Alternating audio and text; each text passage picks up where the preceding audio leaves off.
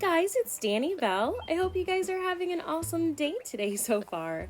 Today we're back on our realistic city core island, Honeybelle 2.0, doing some more realistic city builds. I'm so excited, you guys. We've been slowly but surely building up this island. If you missed the last video, we had so much fun. We actually did an Abercrombie and Fitch store. It was so much fun. I hope you guys enjoyed that video. If you haven't seen it yet, check it out. We're going to be doing a few more of these builds in this category for this island before we wrap everything up in the next few weeks.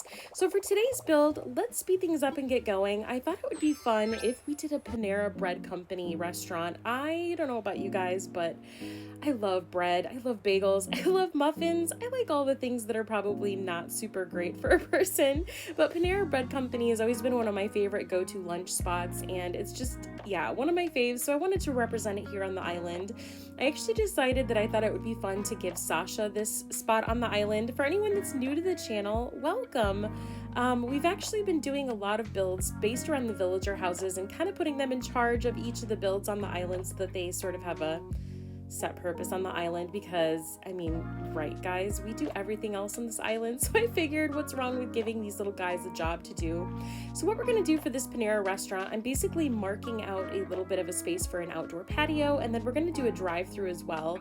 I've marked out a 3x4 square plot with sand just to kind of mark where we're going to be placing the house. Now for these types of builds, we've done a few different types of builds on the island that are interactive. This particular type of build, we're sort of building the build itself encased around the villager house. So this is the first style of build that we kind of tested on the island with Raymond's Starbucks building, and I really liked how it came together. So we're doing a few more of these.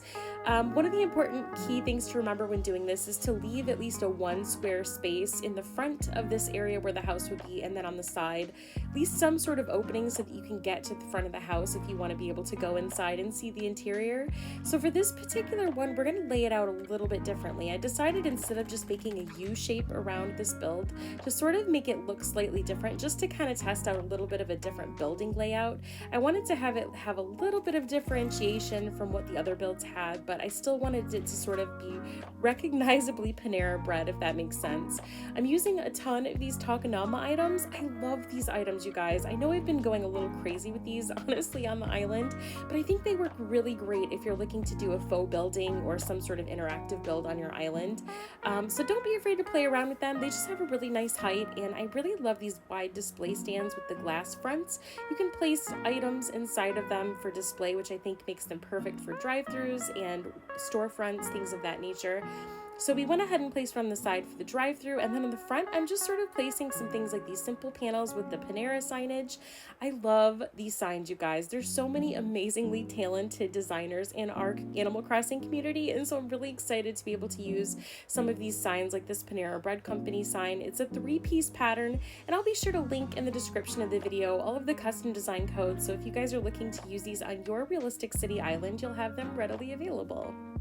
Okay, so I'm still kind of working on decking this out with the layout. We've done a couple of glass doors over here, and then I'm trying to kind of create the look, like I said, of a drive-through on one side and a sitting patio area on the other. So I'm sort of working around this. I wanted to have some table and chairs set out here, but I'm thinking the patio area is going to be the best place.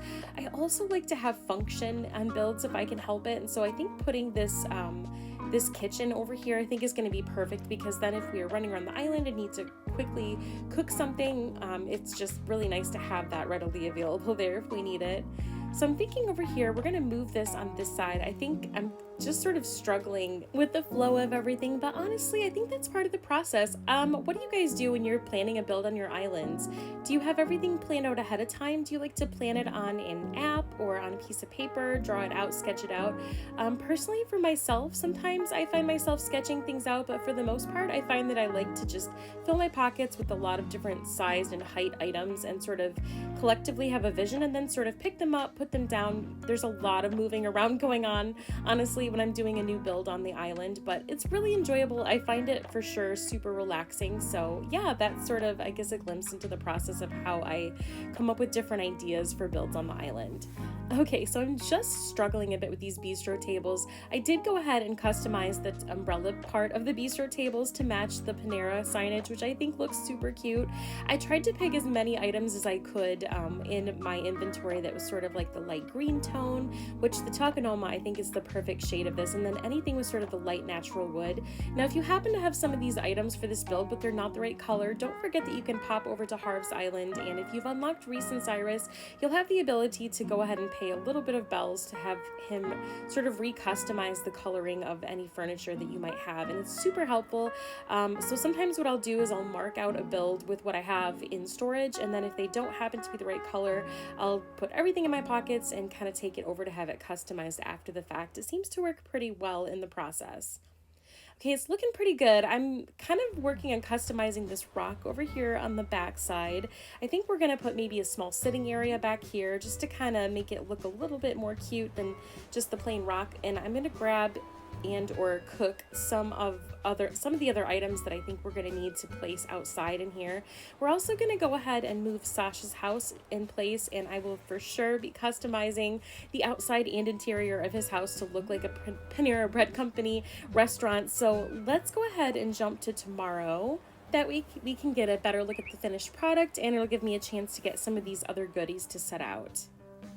Yes, I love this. Oh my gosh, I love the soup. Okay, guys, so if you haven't had a chance to get this recipe, some of these soup recipes are so adorable on Animal Crossing. I love the soup and how it sort of steams in the bread baskets. Oh my goodness.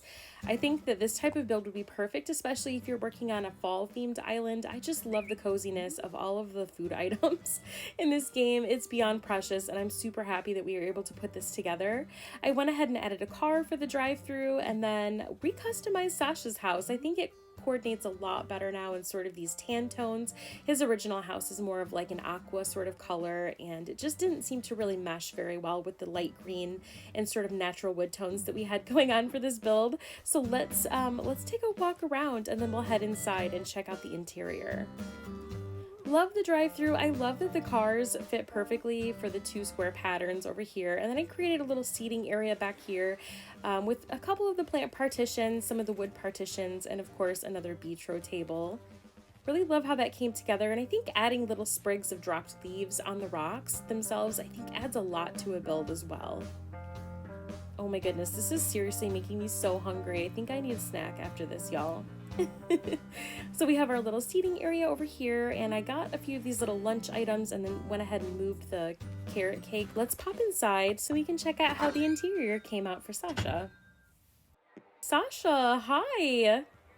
Aw, check him out. He was hanging out, checking out the carrot scones we have over there in the corner. I did go ahead and use some custom pattern with the glow-in-the-dark stickers on the back wall, not only to put the Panera signage up there, but to add the cute little shelves of bread loaves, which again, with all of the custom design patterns we used in this build, I'll be sure to link them in the description of the video for you guys. But it was really fun putting this together. I went ahead and sort of added some of these partitions. I really like these partitions. They're fantastic. In particular, the ones that sort of have the wooden slats. I enjoy that because it sort of breaks up the room a little bit and still gives you the ability in the villager houses to kind of see through the other designs behind, just because the villager houses are sort of a small space to decorate. So I think having the partitions, the solid partition walls, kind of breaks up the room a little too much in my opinion sometimes. So being able to have this a little bit more open, being that it's a restaurant, I think turned out pretty perfect for Sasha. Hopefully he doesn't eat all of his inventory, because being a lazy type, I guarantee... Oh my gosh! You guys, check him out. He's smelling the scones. How precious is that? I love him. He was so fantastic, and I feel so thankful that we found him on the last villager hunt. He's super fantastic. I'm hoping we actually get to do one more villager hunt for the island before we finish everything up. We've sort of been working through some of these main builds, so if you guys enjoy this type of content, please hit the like button and consider subscribing to the channel. I genuinely and sincerely appreciate all of you guys' kind comments and all of your lovely words and messages. They truly brighten my day, and I just can't thank you all enough for supporting the channel and just all of your kindness and ideas. They truly, truly do mean the world to me. Okay, so this is looking pretty good. Like I said, I'm really happy with how this came together. I think in the next episode, we're going to work again on another cute villager home storefront or restaurant. And I've got a few more ideas up my sleeve before we wrap up this series for Honeybelle 2.0. So if you like this type of content, consider subscribing and please like the video and hit that bell so that you'll get notifications when we put out new content. Thank you so much for watching, you guys. Wishing you all an amazing day. Take care, and we'll see you in the next one.